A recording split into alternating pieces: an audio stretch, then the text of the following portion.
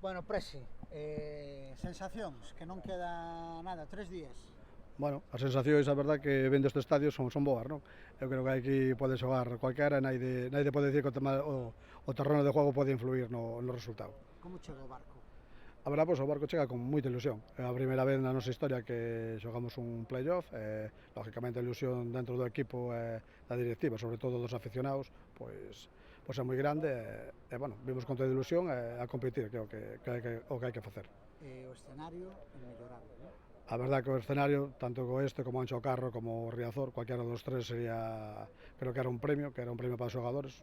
A única pena, pois xa che digo, a non presencia de aficionados, pero bueno, é o que nos toca, vivir, bueno, pois a ver como se dá. Como está a comarca nestes días previos? Notas algo diferente? A ver, nós aí sí que podemos ganar por goleada a todos os outros equipos, non? O Barco, lógicamente, é unha villa pequena, a xente está super volcada, todo o mundo, todo cheo de bandeiras, todo engalonado, todo o mundo con mascarillas, que agora puxeronse tan de moda por esta situación.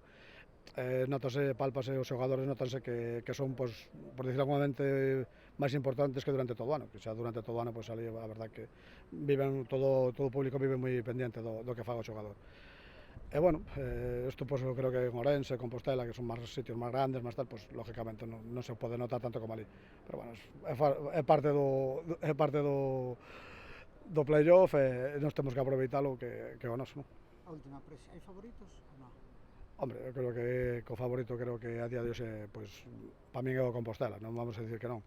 Pero bueno, é un partido único, a ilusión a nos non hai que nos gane, bueno, vamos vir a competir con todas as nosas armas, sabendo que eles, a verdad que é un equipo por nome, por estadio, por prestigio, que debía estar moito máis arriba.